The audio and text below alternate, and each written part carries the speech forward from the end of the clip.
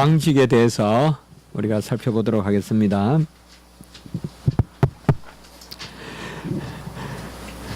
그리스도의 삼중직이다라고 하면 다 우리가 많이 이제 상식과 같이 아는데요. 이 삼중직이 오래 전부터 이렇게 있었던 것은 아닙니다. 중세 때만 해도 이중직이라 그랬고 또 루트 정도까지만 해도 루트는 삼중직을 말하긴 했으되 그것을 구체적으로 이렇게 뭐 하나의 챕터를 가지고 다루진 않았습니다. 역시 칼빈이 이렇게 새롭게 한 게 참 많아요. 어떤 교회의 사중직분이라거나 또 여기 나오는 이제 삼중직이라거나 또 어떤 율법의 은혜 부분들 하여튼 또 그리스도인의 자유가 세 가지가 있다거나 이런 것들은 칼빈이 역사상 처음 이야기한 것들이에요. 물론 다 흔적이야 있죠. 흔적은 있지만은 이 삼중직에 대해서 보면 이렇게 한 줄 정도로 성경에 역시 이제 그런 말씀이 나오니까 우리 교리는 그렇습니다. 어느 시대 때 교리가 이렇게 이신칭의 교리는 사실상 종교개혁 때 정립이 되거든요. 그전에는 이신칭의 교리를 그렇게 길게 안 다루는데요. 종교개혁 때부터 이제 이신칭의 교리가 길게 다루어지고 그러니 이제 로마 캐톨릭도 우리 것도 있다 하면서 이제 트렌토 종교회의 때 거기도 이제 칭의에 관한 것을 길게 다루기 시작하거든요. 그래서 칭의에 대한 논쟁이 이제 많이 일어나는데 삼중직에 대해서는 사실상 칼빈이 그렇게 선지직 또 제사직, 제사장직, 선지자직, 제사장직, 왕직으로 이렇게 말하고 있고 특별히 이제 칼빈이 이 삼중직을 이야기할 때는 잘 기억하실 것은 이 삼중직을 다 이루시고 그리고 지금도 그 이루신 것을 가지고 계속 중보하신다. 그래서 우리가 삼중직이라고 할 때는 중보자의 삼중직 이렇게 말하는 게 더 맞아요. 그래서 중보자 그리스도의 삼중직. 그래서 다 이루시고 선지직분도 다 이루셨어요. 왜요? 계시가 종결됐어요. 그러니까 주님께서 주신 그 계시가 넘어서 없어요 이제. 계시의 종결, 충족, 완전 이런 말들을 쓰거든요. 새로운 계시 없어요 이제. 뭐 보충 계시 없어요 이제. 다 주셨어요. 주님이 오셔서 사도 바울이 증언하고 또 사도 요한 계시록까지 그렇게 다 주님에 대한 증거예요. 주님 주신 것을 이야기하는 거지 새로운 계시가 없고 또 왕기 제사장직도 다 이루셨죠. 그래서 꼭 제사장직이 먼저 있고 왕직이 있다는 거 우리가 생각하면 훨씬 우리는 좋겠어요. 그러니까 제사장으로 자기 자신을 드리시고 왕으로 자기 자신을 주셨다. 그러니까 주심이 다스립니다. 전혀 어김없습니다. 주심이 다스립니다 하면 처음에는 우리가 조금 좀 낯설어 보이고 오히려 역논리 같이 느껴질지 몰라도 주시는 거 외에 어떻게 다스립니까? 부모가 자식을 베풀면서 다스리고 사랑으로 다스리고 우리 주님도 우리를 주심으로 그래서 장식에서 다스리고 은사 주셔서 다스리고 우리를 양육하면서 다스리고 그렇기 때문에 이 삼중직을 다 이뤘어요. 그래서 십자가에서 다 이루었다. 요한복음 19장 30절 할 때 삼중직을 다 이루셨어요. 그리고 이제 그것을 우리에게 날마다 적용해 주시고요. 다 이루셨기 때문에 여전히 중보하신다. 그래서 우리가 소위 개혁주의 그리스도의 삼중직이에 이런 말을 쓰는데 그렇게 이야기할 때는 달리 뭐 별난 게 아니라 다 이루신 분이 지금도 중보하신다. 그러니까 계속적 같이 합시다. 계속적 중보. 그러니까 계속적 중보라는 말을 우리가 잘 이렇게 붙들면 좋겠어요. 계속적으로 중보하신다 이 말이. 이 말은 그냥 계속적이라 하면 그냥 뭐 계속된다는 게 아니라 다 이루셨다는 개념을 우리가 전제로 하고 계속적이다. 그러니까 다 이루셨으니까 계속적이라는 말은 완전한 것을 계속적으로 적용시켜 주신다가 되겠죠. 아직 미완의 것을 다 이루어 가시는 것으로 계속이라 그러면 우리는 아직까지 가도기적인 과정적인 소위 진화적 계시관을 가지고 있고 또 과정신학 이런 게 있거든요. 하이트헤드 철학자들은 그런 과정신학자들에 의하면 완결이 없어요. 아직까지 주님이 다 이루셨다는 게 없어요. 그건 헤겔도 그렇고 철학자. 그래서 역사 가운데 구원이 완성되는 것으로 향하여 가는 거지.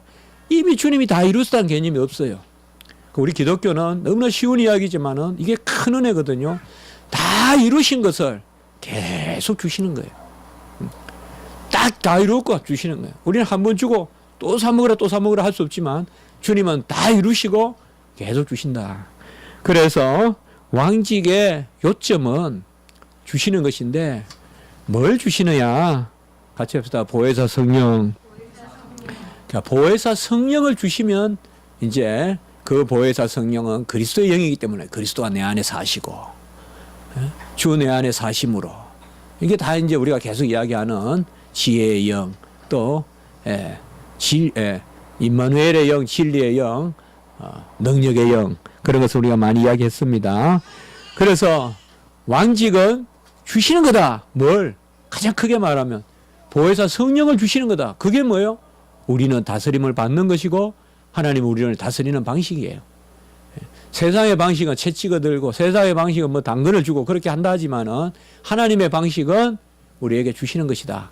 그걸 단적으로 말하면 보혜사 성령을 내려주시는 것이다. 보혜사 성령이 임하면 주가 내 안에 사신다. 이제 모든 은사가 있다. 그렇게 되는 거죠.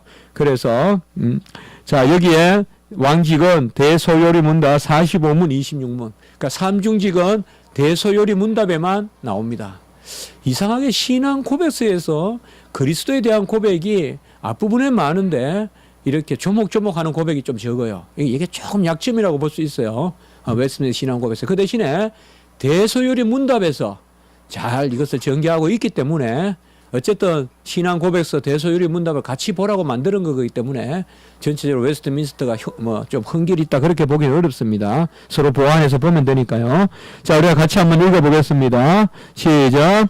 그리스도는 직분, 율법, 근징을 두시고 택한 자들을 유형적으로 다스리시며 순종하는 자에게는 상을 주시고 불순종하는 자에게는 징계를 내리신다. 그리스도는 하나님의 영광과 택한 자들의 선을 위하여 이렇듯 보호하시되 그들의 원수는 물리치신다. 제가 왕직을 좀 더 크게 이렇게 이야기했지만은 여기서는 조금 좀 작게 이렇게 바라본 그런 감이 있어요. 유형적으로 다스린다는 부분, 우리 첫째 문단 뒷부분에 나오는 이 유형적으로 다스림, 이것은 대표적으로 우리가 가시적 교회 혹은 지상교회 그런 개념으로 좀 보시면 되겠어요. 그래서 사실상 교회 안에서의 다스림. 여러분 우리는 거듭날 때 교회의 일원으로 납니다. 거듭나는 것은 불가항 여치긴 은혜고 교회의 구성원이 되는 것은 내가 선택하고 아닙니다. 교회는 2차 집단 아닙니다. 1차 집단도 아닙니다. 0차 집단이에요. 1차 집단은 혈육으로 연결이 되고 어떤 자연 발생적이라고 한다면 하나님의 뜻은 창세전에 있었기 때문에 그 차원이 없는 모임이에요, 우리는. 그래서 사실 교회는 내가 택해서 가는 게 아니에요. 사실 우리가 세례 한 번 받잖아요. 교회도 옮겨 다니더라도 한 교회 다니는 거예요, 평생. 하나님의 교회, 주님의 교회. 그래서 입교가 한 번이에요. 입교가 한 번. 그렇게 마찬가지예요. 여기서는 좀 더 유형적으로 다스린다. 이 말은 가시적 교회. 그렇게 여러분 써놓으시면 좋겠어요. 그래서 교회 안에서 우리의 다스림. 그러니까 여기서는 좀 더 현상적인 이야기를 하고 있는데 아까 저는 본질적인 이야기를 했죠. 그가 주심으로 다스린다. 그래서 세 가지 다스리는 방식이 있는데 첫째는 직분이다. 자, 직분은 높낮이가 없습니다. 평신도는 낮고 소위 평신도란 말 자체가 좀 그렇지만은 좋은 의미로 나온 거예요. 사실 레이 퍼슨이란 말은, 평신도란 말은 그렇게 나쁜 뜻은 아니에요. 그래서 무조건 나쁘게 들을 필요는 없고요. 평신도 신학이니 이러면 무슨 목회자들은 고급스러운 신학을 하는데 평신도 신학이 따로 그냥 좀 더 인문적이고 그런 개념은 아닙니다. 그래서 직분이라는 것은 하나님의 일을 행하시는 질서예요. 직분이라는 것은. 그러니까 이 직분을 통해서 사실 하나님은 가장 큰 일을 하는데 가장 큰 일이 뭐냐 하면 말씀 선포와 말씀 교육이에요. 그래서 teaching church, preaching church 그게 직분의 핵심이에요. 그것을 아시면 돼요. 교회의 모든 직분은 가르치고 선포하는 대로 향하여 가야 돼요. 또한 은사도 마찬가지예요. 방언이라든지 예언이라든지 뭐 건의하는 거라든지 또 모든 이런 은사, 다스리는 거라든지 이 은사가 말씀과 관계된다는 거 아셔야 돼요. 말씀과. 그래서 교회의 직분을 통하여 다스림이 있어요. 사실 직분의 어떤 이러한 구별은 있어요. 높낮이는 없어도. 그래서 무조건 너무 직분은 다 뭐 높낮이가 없다 해서 무시하는 거, 그거는 정말 좋지 않은 거예요. 장로님은 장로님의 직분에 고유함이 있고, 또 권사님, 집사님, 또 교사, 선생님, 또 우리 목회자 다 고유한 직분에 그러한 영역이 있어요. 그걸 존중해 줄 줄 알아야 역시 내가 존중받는 거겠죠. 그래서 직분을 통하여 그러한 다스림이 있고, 율법을 통하여 다스린다. 이것은 율법은 여기에서는 하나님의 뜻의 계시, 또 어떠함의 계시. 우리가 율법이랑 항상 그렇게 이야기하잖아요. 같이 합시다. 하나님의 뜻과 어떠하심의 계시.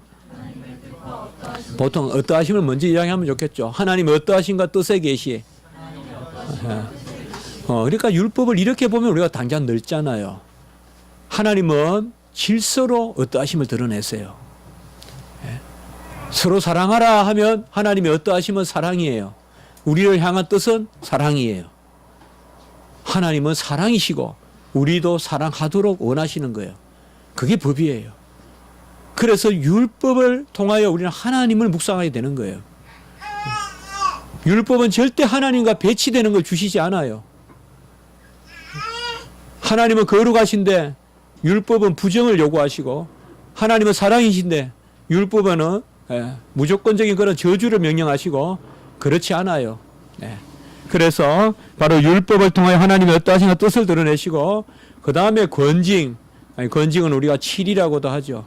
이것은 말씀에 따른 그러한 교회의 다스림이에요. 그러니까 여기 다스림이라는 말은 어떤 응징, 그런 의미가 있어요. 권징이란 말.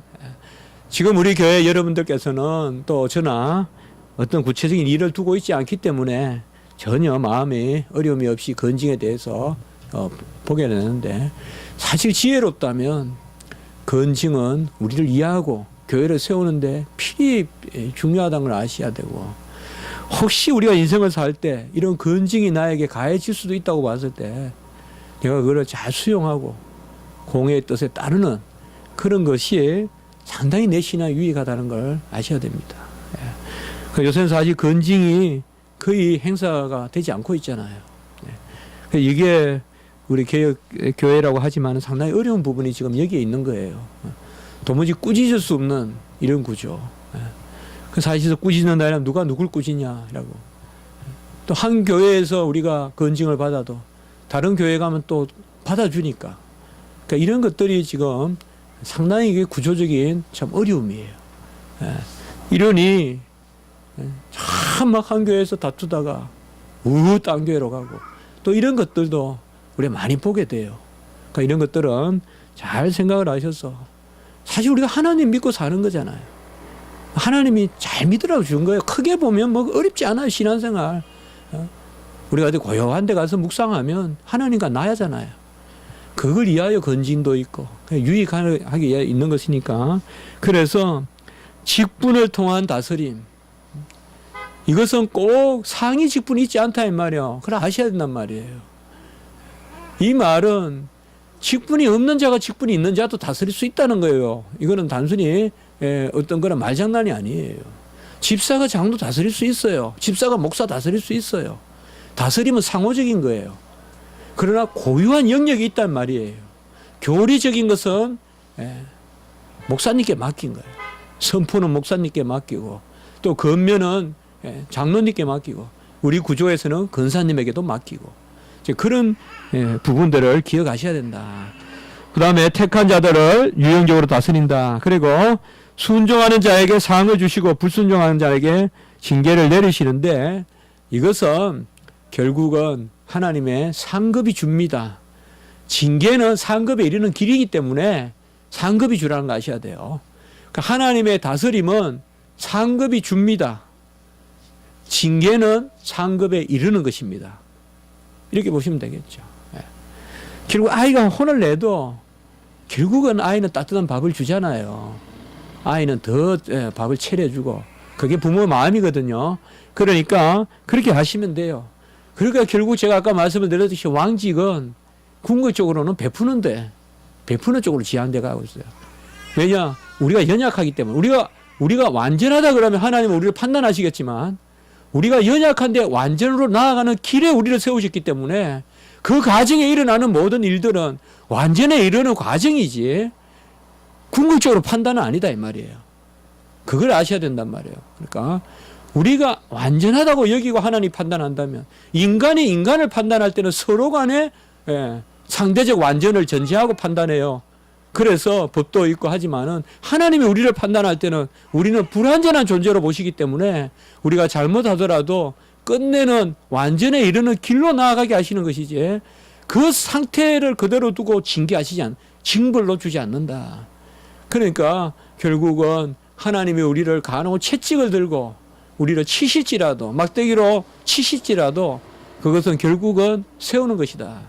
그래서 건징의 목적은 세움이다. 건덕이다. 세우는 것이다. 라고 했습니다. 자, 그래서 택한 자들에게 를 보호하시고 원수는 징계를 하는 이런 부분이 있습니다.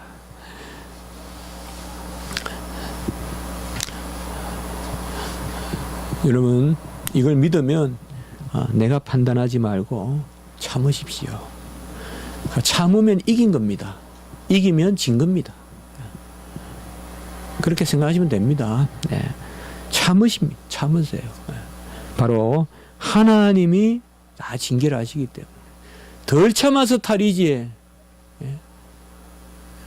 못 참아서 탈이지 잘 참아서 탈은 아닙니다. 이렇게 참으면 바보로 소리 듣는다. 이렇게 참으면 못난이 소리 듣는다. 그 세상 사탄의 유혹인 줄 알고 참으세요.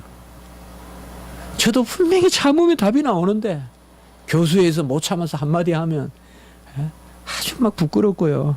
결국 보면 아닌데 저도 참는 게 좋아요, 여러분들.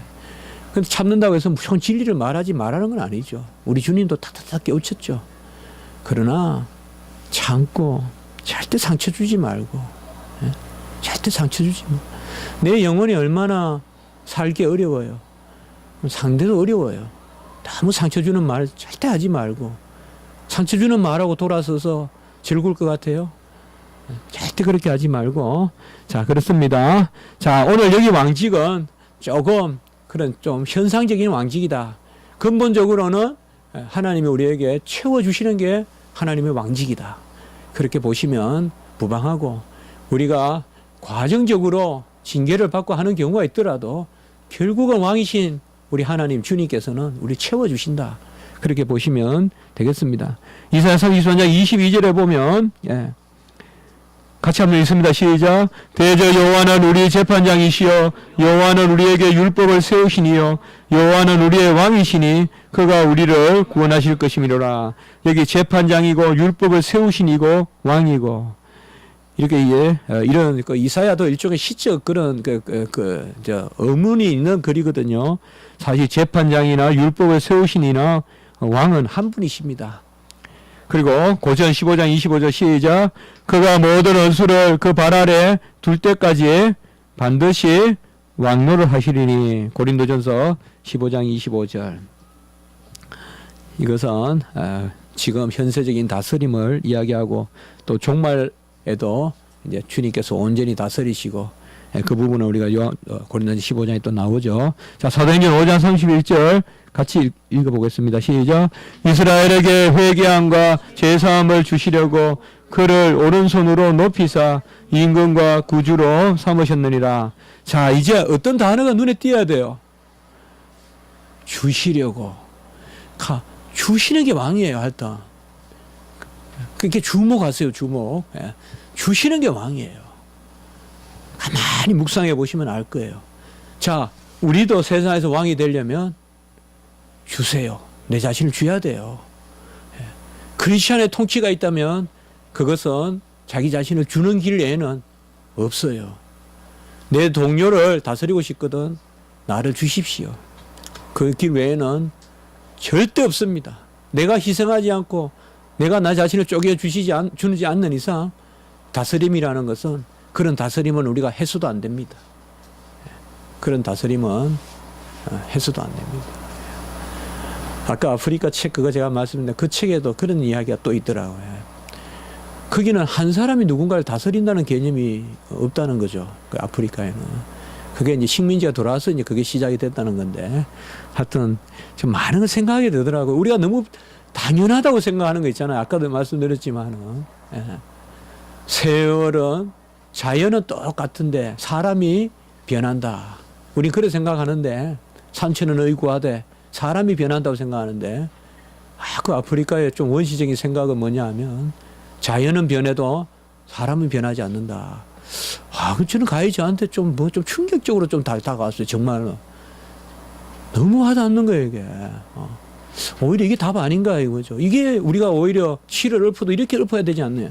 세상 다 변해도 변하지 않는 것은 인간이고 하나님이 끝까지 사람은 변하지 않게 두신다. 뭐 이렇게 돼야 되는 거 아니에요? 만물이 그냥 녹아 없어져도 하늘과 바다가 없어져도 인생은 옛날과 동일하고 끝내는 완성하신다. 이렇게 돼야 되잖아요. 그런 거 생각하면 참 여러 가지 생각하게 됩니다. 예, 오늘은 여기까지 하고 다음 주부터는 이제 우리가 주님께서 낮아지심과 높아지심을 또 하나씩 살펴보도록 하겠습니다. 예배드리겠습니다.